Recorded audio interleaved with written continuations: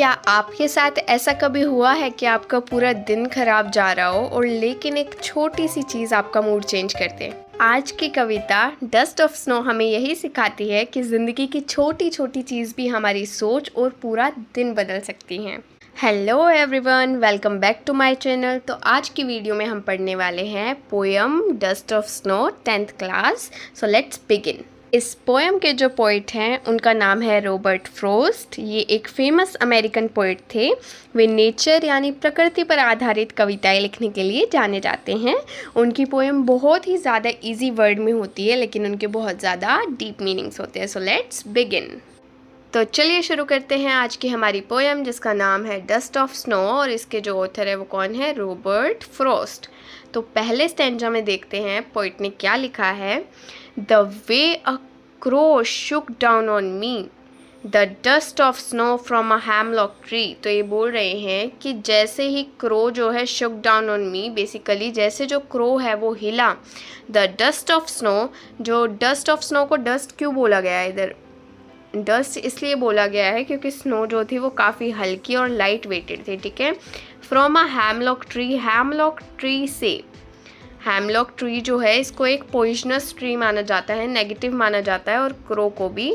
But ये भी जो है पोइट का मूड चेंज कर देते हैं, आगे हम देखेंगे। तो पहले स्टैंजा में पोइट बोलता है the way a crow Shuk down on me, कि जैसे जो क्रो जो है वो हिलता है, जो डस्ट होती है स्नो की, जो हल्की सी जो स्नो है हैमलॉक ट्री के ऊपर से, has given my hurt a change of mood. उसने क्या किया? मेरा जो मूड है, मेरा जो दिल है उसको अच्छा कर दिया, मेरे मूड को अच्छा कर दिया।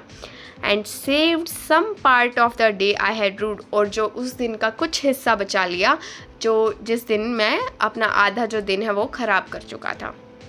तो ये बोलना चाहते हैं पोइट कि जो है क्रो और हैमलॉक ट्री दोनों को ही नेगेटिव माना जाता है। हमारी सोसाइटी में क्रो और हैमलॉक ट्री दोनों को ही नेगेटिव माना जाता है। तो पोइट इस पोएम में हमें बताते हैं कि कभी कभी नेगेटिव चीज़ भी हमारा मूड जो है अच्छा कर देती है।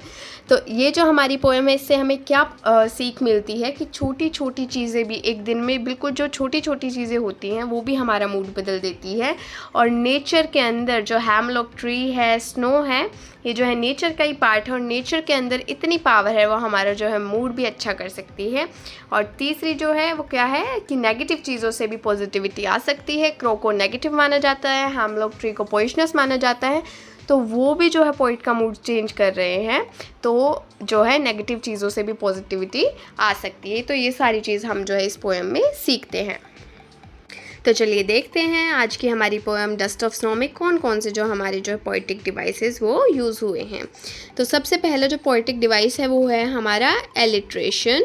वो क्या होता है? सेम कांस्टेंट की साउंड जो है वो रिपीट हो वर्ड्स की शुरुआत में। तो हमारी पोएम में कौन कौन से वर्ड्स यूज़ हुए हैं? हैज़ और हर्ट। तो दोनों की साउंड जो है एच से स्टार्ट हो रही है बिगनिंग में ही वर्ड्स के। तो कौन सी लाइन में आई है? Has given my hurt a change of mood, ये आए हैं। तो ये हमारी कौन सी हो गई? अलिट्रेशन हो गई। तो इसका अफेक्ट क्या है? जो है रिपीटिशन है, जो लेटर एच की वो क्या बना रही है? साउंड को स्मूथ बना रही है और सुनने में भी हमें अच्छा लग रहा है।